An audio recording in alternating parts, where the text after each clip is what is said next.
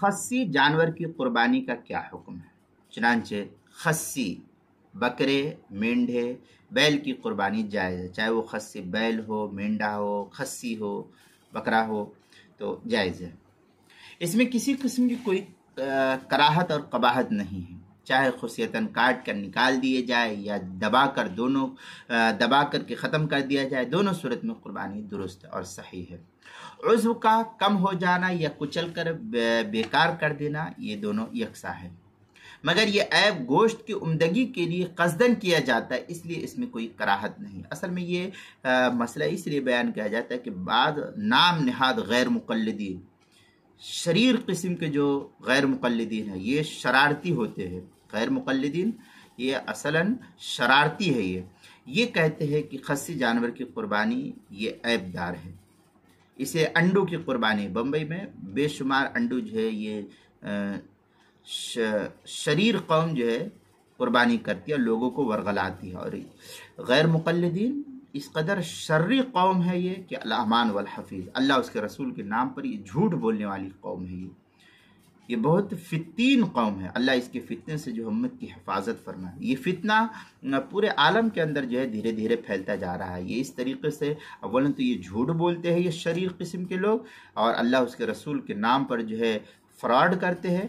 اور جھوٹ بولتے ہیں حدیث اور قرآن کے نام پر، اس لیے جو ہے ایسے سے پرہیز کرنا چاہیے۔ بہرحال خصی جانور کا ثبوت جو ہے قرآن و حدیث سے ثابت ہے، حدیث پاک کے اندر جو ہے اس کا ثبوت بھی ملتا ہے، اس لیے اور فقہا نے اس کی صراحت بھی نقل کی ہے، تفصیل جو ہے فتاوی شامی وغیرہ کے اندر ہے۔ چنانچہ فتاوی ہند میں والخصی افضل من الفحل لانه اطیب لحما، یہ فتاوی ہند کی عبارت ہے، جلد نمبر 5 صفحہ نمبر 299، الباب الخامس، جو مکتبہ رشیدیہ کا چھپا ہوا نسخہ ہے۔ بدائع السنا میں وقضا روی عن ابی حنیفہ فانه سئل عن التضحیہ فانه سئل بالخصی فقال ما زاد فی لحمی انفع مما ذهب من الخصیہ، یہ بدائع السنا جلد نمبر 5 صفحہ نمبر 80۔ آگے اما الذی یرجع الی الاضحیہ، جو ایچ ایم سعید کراچی کا چھپا ہوا نسخہ، اس کے اندر البحر الرائق جلد نمبر 8 صفحہ نمبر 176، جو ایچ ایم سعید کراچی کا چھپا ہوا نسخہ، اس کے اندر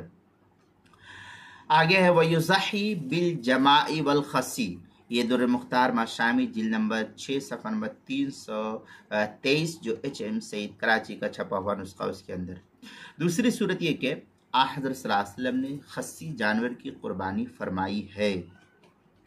اس لیے یہ عیب نہیں ہے، نیز یہ کہ اس سے گوشت اچھا ہوتا ہے، بدبو گوشت کی ختم ہو جاتی ہے، اور گوشت اچھی طرح پکتا ہے اور کھانے میں لذیذ ہوتا ہے خصی جانور کا گوشت، اور جانور موٹا تازہ ہوتا ہے،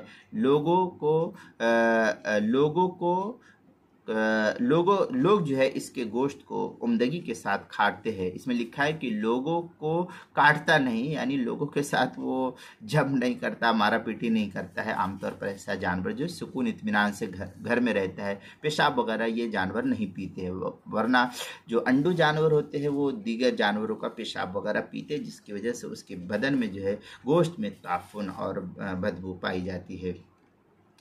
چنانچہ